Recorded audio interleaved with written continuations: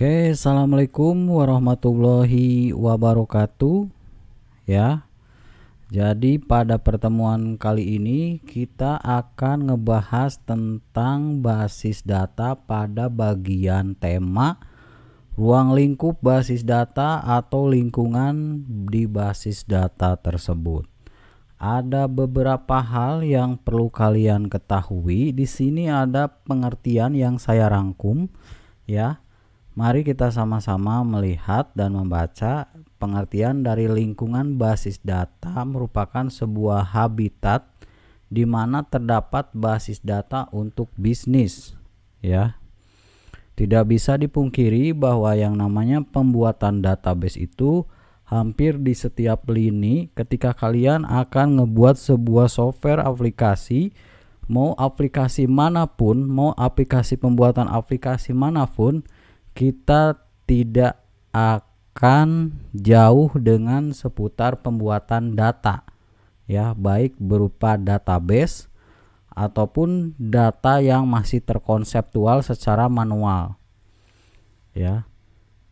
Kita lanjutkan. Dalam lingkungan basis data, pengguna memiliki alat untuk mengakses data, ya.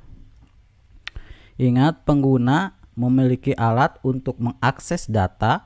Pengguna melakukan semua tipe pekerjaan dan keperluan mereka bervariasi, seperti data mining, menggali data, memodifikasi data, atau berusaha membuat data baru. Pengguna tertentu tidak diperbolehkan mengakses data baik secara fisik maupun secara logis, ya. Jadi seseorang pengguna yang sudah ada di lingkungan basis datanya tersendiri, ya, tapi pengguna yang lain itu tidak akan mungkin sinkron dengan si pengguna basis data tersebut. Di sini saya akan paparkan maksud dari pengguna memiliki alat untuk mengakses data. Jadi pengguna itu, ya, ketika kalian contohnya akan melakukan sebuah penelitian, akan mereview sebuah penelitian, entah nanti kalian akan menjadi seorang konsultan IT, entah nanti kalian akan dihadapi dengan sebuah penelitian pada sebuah perusahaan, pasti kalian harus mempunyai alat untuk mengakses data tersebut. Alat untuk mengakses data tersebut bisa saja berupa secara fisik berbentuk benda, bisa saja berupa banyak hal lah untuk mengakses data. Kalau berbentuk benda, mungkin kita akan memerlukan beberapa data yang perlu kita copy paste dari perusahaan tersebut. Tapi kalau seperti manual, kita akan memerlukan data-data yang penting ketika kita akan membangun konsep sebuah database biasanya. Dan di sini kan masalah pengguna ada beberapa tipe pekerjaannya kan, seperti keperluan mereka bervariasi, menggali sebuah data mining, memodifikasi data. Dalam artian kalau kalian pergi kepada sebuah perusahaan, apakah perusahaan itu perlu updating data atau diperbaharui datanya lebih baik lagi oleh kalian atau tidak perlunya, itu juga diperlukan kecermatan dalam kalian menganalisis, ya. Oke, kita lanjutkan. Nah, di yang ini adalah arsitektur basis data, ya. Arsitektur basis data ini mari kita cermati, kita lihat bareng-bareng. Di sini pengertiannya adalah arsitektur basis data merupakan suatu kumpulan data yang tersimpan secara sistematik, ya. Kalian tahu, mungkin ngerti ya apa yang dimaksud dengan sistematik itu, di mana seorang user dapat melihat data dan bagaimana cara user melihat data tersebut. Jadi seorang user itu dapat melihat data-data mana aja yang sangat diperlukan, terus dan bagaimana seorang user itu yang akan dilihat data-data mana yang sangat diperlukan atau dipentingkan ketika akan membangun sebuah basis data atau akan merunning sebuah database, ya. Arsitektur ini juga berfungsi memberikan kerangka kerja bagi pembangunan basis data, ya. Seorang user pasti harus cermat dalam menganalisis sebuah data. Jangan sampai menganalisis sebuah data itu tidak sesuai dengan yang diperlukan oleh sebuah perusahaan. Bisa jadi perusahaan itu membutuhkan sistem A ya, tapi yang kalian ciptakan database-nya ada di sistem B. Ini sangat bermasalah sekali nantinya. Jadi perlunya ketelitian dan kecermatan kalian ketika kalian akan membangun database. Ya, itu harus kalian perhatikan dan harus kalian ingat. Ya, ingat. Di sebelahnya lagi, itu ada yang namanya level dari arsitektur basis data. Coba kalian lihat dan perhatikan pada gambar yang di samping ini. Ini adalah level dari arsitektur basis data, di mana di sana itu dituliskan ada 3 user. Ada user pertama, user kedua, user ketiga. Itu level mereka itu konsepnya ada di view ya, view 1, view 2, view 3. Terus ada konseptual ya, agak kelihatan oleh sayanya, harus digedein nantinya ini. Terus ada level apa itu teh, ada level internal ya. Tapi ketiga ini bisa kita jelaskan, bisa kita simpulkan di pengertian yang ini ya. Ini menurut ANSI ya. Jadi ada 3 level dalam arsitektur basis data. Yang pertama internal atau physical level. Mari kita perhatikan bareng-bareng. Artinya di sini untuk internal level itu berhubungan dengan bagaimana data disimpan secara fisik ya. Physical storage. Jadi internal level ini adalah sebuah level yang terendah untuk merepresentasikan basis data ya. Jadi record yang disimpan dalam media penyimpanan dalam format byte ya didefinisikan sebagai sebuah skema internal. Jadi ini adalah level yang terendah ketika akan membangun, mengarsitekturkan sebuah basis data ya. Jadi menyimpannya juga masih dalam format byte yang sangat kecil sekali ya. Terus ada levelnya lagi yang lebih rendah itu secara manual. Itu secara manual itu bisa saja tercecer nantinya datanya, tapi tidak dipungkiri ketika kalian masuk kepada sebuah perusahaan yang masih semi komputerisasi, mungkin dalam hal pengambilan data ya, datanya juga masih dalam level tahap manual. Mungkin ketika kalian mengambil sebuah datanya. Tapi perusahaan-perusahaan yang kelasnya udah bonafit ke atas, mungkin sistemnya sudah terdatabase, terkomputerisasi dengan baik. Hanya mungkin ketika kalian melakukan penelitian dibutuhkan sebuah level pembaharuan dalam mengupdate sebuah data tersebut, sehingga perusahaan tersebut bisa lebih memperbaiki kinerja database-nya. Itu tugas kalian nantinya untuk level yang di sana. Kita kembali lagi ke konsep, kembali lagi ke pembelajaran, yaitu poin yang kedua tentang external view level ya. Itu ada internal, ada eksternal. Jadi di posisi view level ini seorang user ya berhubungan dengan bagaimana data direpresentasikan dari sisi setiap user ya. Jadi data setiap user A, user B, user C. View level adalah level user. Yang dimaksud dengan user adalah seorang programmer, bisa jadi seorang end user, bisa jadi seorang DBA, bisa jadi ya. Pengertiannya kalian bisa cari, bisa searching apa itu end user, apa itu programmer, apa itu database administrator ya.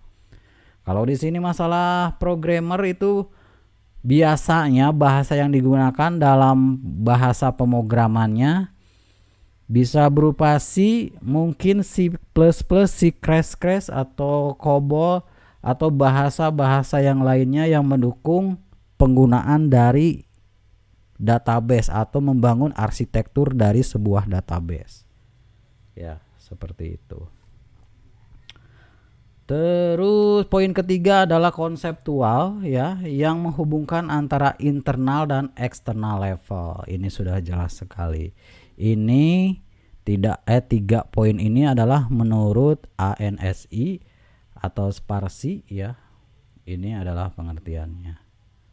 Jadi yang saya jelaskan di sini memang lebih ke arah teoritis, tapi untuk masalah praktiknya nanti ada di praktik. Kalau kalian jeli tentang database ini, tentang konsep database ini sangat luas sekali. Tidak cukup dengan satu SKS, 2 SKS, 3 SKS sebenarnya kalau perlu didiskusikan tentang database ini. Tapi setidaknya dalam pertemuan kita kali ini untuk masalah konsep database ini saya paparkan secara garis besarnya saja. Ya. Oke, kita lanjutkan lagi. Jadi tujuan utama dari 3 tingkatan arsitektur yang tadi itu adalah memelihara kemandirian data atau bahasa gaulnya disebut data independent ya. Yang berarti perubahan yang terjadi pada tingkat yang lebih rendah tidak mempengaruhi tingkat yang lebih tinggi. Jadi kenapa bisa seperti itu? Ada 2 jenis data yang independen yang bisa disebut tujuan utama dari 3 arsitektur tadi. Yang pertama adalah physical data independence ya, independensi ya, independen lah, gitulah cerita nama. Jadi bahwa di physical data independency ini bahwa internal skema dapat diubah oleh DBA. Apa itu DBA? Yang tadi sudah dijelaskan. Tanpa mengganggu konseptual skema. Dengan kata lain, physical data independent menunjukkan kekebalan konseptual skema terhadap perubahan internal skema. Jadi maksudnya maupun ada penambahan, maupun ada perubahan dalam penyimpanan data, maupun merubah organisasi dalam filenya itu tidak ada pengaruhnya sama sekali, sesuai dengan tujuan utama dari tingkatan arsitektur basis data ya. Terus poin kedua adalah logical data independence ya. Dan di sini adalah bahwa konseptual skema dapat diubah oleh DBA tanpa mengganggu eksternal skema. Dengan kata lain, logical data independent menunjukkan kekebalan eksternal skema terhadap perubahan konseptual skema. Jadi contohnya menambah, menghapus suatu tipe record, merubah format data, itu tidak akan mempengaruhi database yang tingkatannya jauh di atas level yang rendah. Bisa saja seperti itu. Coba kalau kalian pikirkan ketika kalian akan membangun sebuah database, tapi database itu ketika kalian delete nanti berpengaruh ke yang lainnya, maka secara otomatis bubar tuh database yang kalian buat ya. Dari teoritis ini sebenarnya ini sudah cukup jelas untuk menjawab ketika kalian akan ngebangun sebuah database, baik secara database, pembuatan database secara sederhana maupun database secara kompleks ya. Terus selanjutnya ada prinsip ya di data independence ya, adalah suatu hal yang harus diterapkan di dalam pengelolaan sistem basis data dengan alasan-alasannya sebagai berikut ya. Pertama, DBA dapat mengubah isi lokasi perwujudan dalam organisasi basis data tanpa mengganggu program aplikasi yang sudah ada. Jadi prinsip pada arsitektur basis data itu, walaupun seorang database administrator dapat mengubah isinya, dapat mengubah lokasi dari penyimpanan setiap basis data, kan pembuatan database itu akan bervariatif ya, bervariasi pembuatannya. Nah, lokasi penyimpanan juga akan bervariatif ya. Terus perwujudan dalam pengorganisasian basis datanya juga akan bervariasi, bisa dirubah atau gimana. Itu tidak akan mempengaruhi program-program aplikasi yang sudah ada. Kenapa? Prinsip data independence ini mempunyai beberapa alasan seperti ini. Poin kedua, adanya pabrik atau agen peralatan atau software pengelola data dapat memperkenalkan produk-produk baru tanpa mengganggu program-program aplikasi yang sudah ada. Ya. Terus poin ketiga adalah untuk memindahkan perkembangan program aplikasi. Memindahkan perkembangan program aplikasi. Poin keempat adalah memberikan fasilitas pengontrol terpusat oleh DBA demi keamanan dan integritas data dengan memperlihatkan perubahan-perubahan kebutuhan pengguna. Ya. Jadi poin-poin prinsip penting dalam arsitektur dalam membangun sebuah basis data itu sangat penting. Asalkan memenuhi prinsip alasan-alasan yang sudah dipaparkan di layar monitor ini. Seperti itu ya para mahasiswa.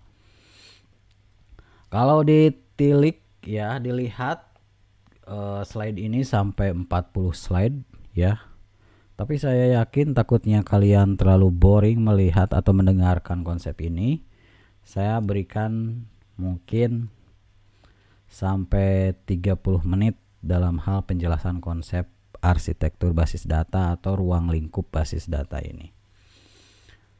Terus masalah konsep DBMS ya.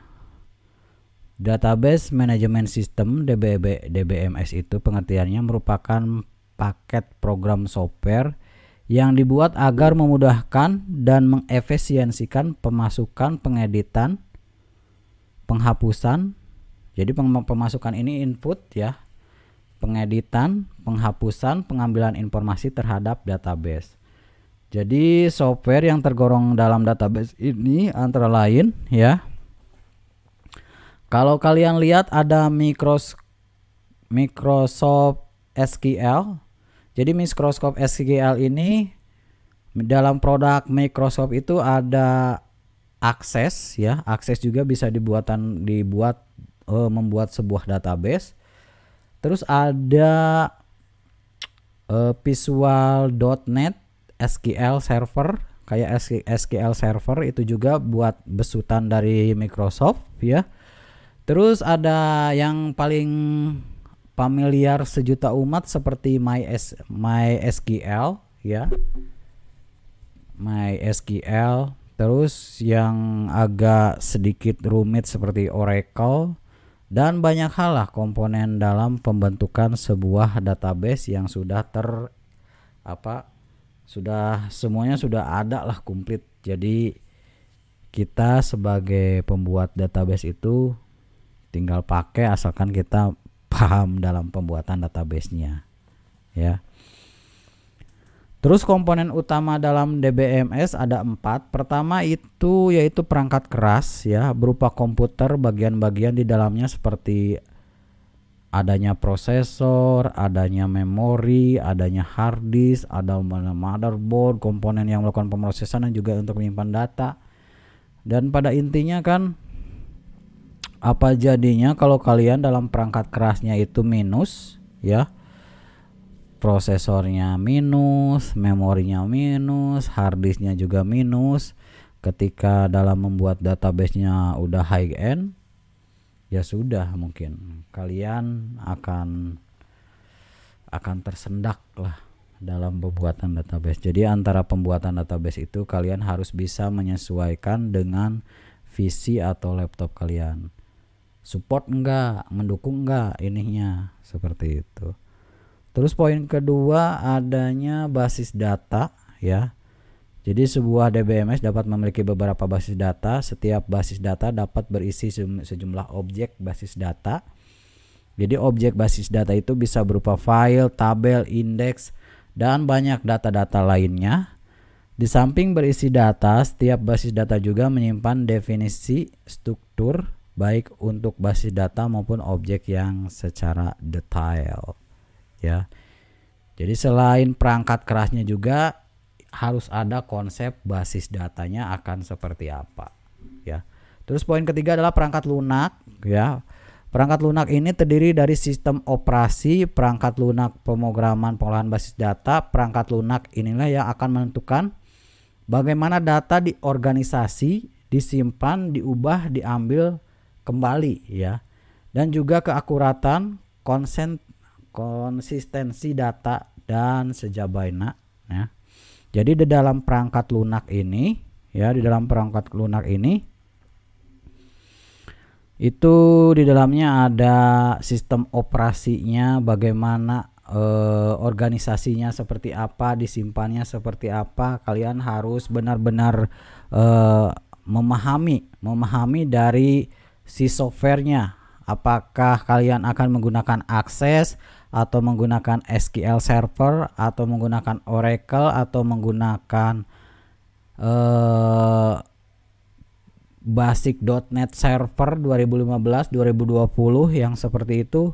Kalian harus pahami dulu konsepnya dalam pembuatan database itu, ya. Pembuatan database itu kompleks banget, sangat kompleks dalam hal pembuatan database, ya.